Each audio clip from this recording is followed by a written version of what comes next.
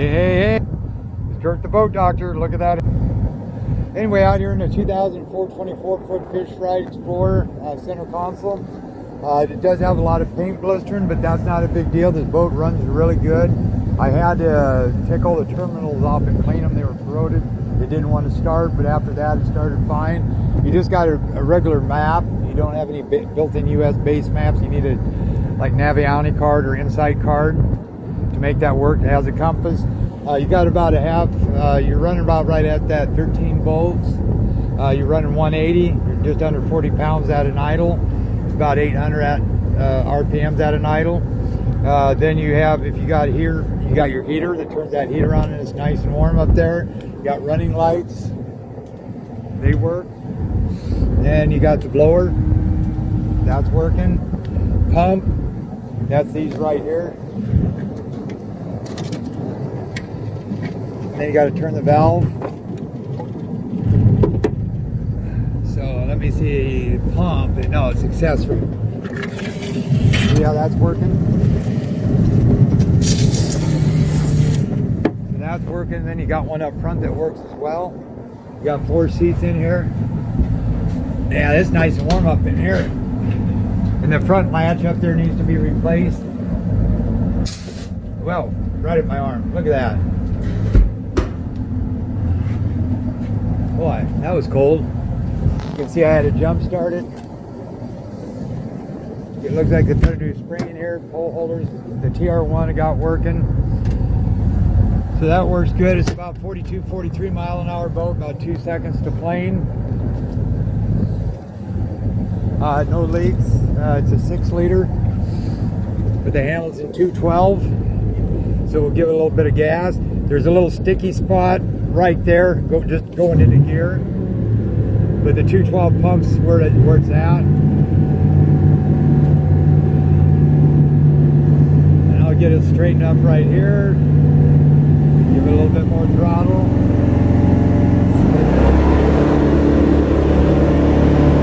About 3 seconds to plane.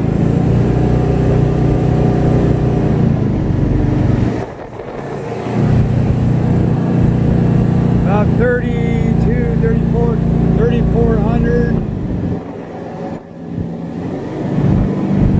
Right there.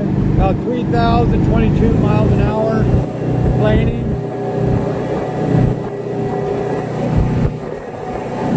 Cruising about 4,000, about 30 miles an hour.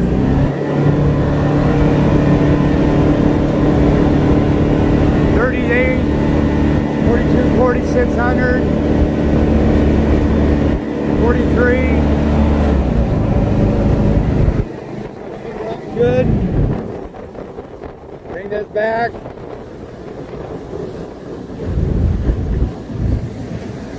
And one nice thing with the Hamilton 212, you put it in reverse, and you got reverse power. That's one nice thing with those Hamilton pumps. So we're going to bring this back. We're going to make sure everything's shut off. Accessories pump off. Lights off. Horn up. There, horns on this switch right here. So I'm going to shut her down. Then we're going to try the kicker. Hit this one on the trim. Now when you're using the autopilot, there's a friction thing that you got to loosen up right here. Like this. Now the shift's a little hard on this. Bring it here, just hit the start button, make sure it's all the way throttle down. Goes good there. See, it's a little stiff there. Reverse works good. Okay, so we can put this just in gear, leave it right where it's at. Make sure your throttle's all the way down, the friction's off. And this right here, to turn the autopilot on, the TR1, and that was all corroded up. I got it freed up. So you just hit it until that turns red. You lock that. Then this is blinking. It's powering up. When it quits blinking, you can put it on autopilot. And then this is your throttle. So I'm going to throttle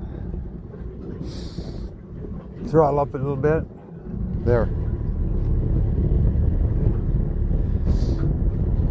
Just so when the autopilot does kick on, still blinking. There. Now it's ready. So I'm going to let it steer over here. And then what you do is you just hit the autopilot. There where it's solid. Then you notice I'm going to throttle up here. And it's holding the course. If I want to steer a little bit, I just hold that button. And then it's going to stop, and you see where that buoy is. I'm going to steer. Release it.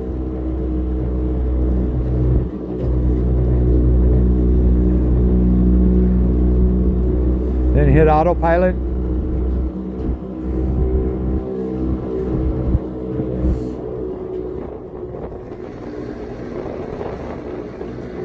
Now it's going to take me back where I was.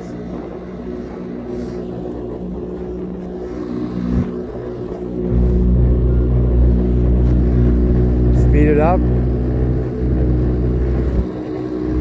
And it should start holding me right about here. Which it did. So that works. So then when you're shutting this down, throttle down all the way. Hit that to standby. And the one VHF works, the other one doesn't. This one here does. You just turn the switch off. The one over here doesn't. I put a new fuse in it. There's my pop. Better make sure I don't get that. That's on standby. Bring that down. Put that neutral. Hit the kill switch. Now leave that just like it is for a second. Pop that button open. Now this button here again is red. That was on standby. Yeah, you hold this button down for 5 seconds. 4, 5, and release it. And then it went off. So that means your autopilot is off. Or your TR1. Now you can go ahead and set the friction again and trim it up. There you go. Now, we'll see if I'm going to get lucky here. Because they might have to get all that corrosion off the rest of them battery terminals. Make sure it's in neutral. You got a detent right there. And then you just turn the key. Fire it up. So that's all it was. Then you just put it in gear. And that's a little sticky right there, but other than that, it runs really good. Now it's just starting to rain. Okay, 2004, 24 foot, running light runs good, pumps work good, depth finder works good, all your lights work. You got a rear light back there. When you turn on your running lights, that pops on. I really don't know what this speaker is for. Your accessories for your fish boxes, your alarm. I don't think that works too hot because I didn't hear it buzz, but I'm going to leave it on anyway. So this autopilot works good, and you notice all the lights are off now, so you're good to go. Boat Doctor out.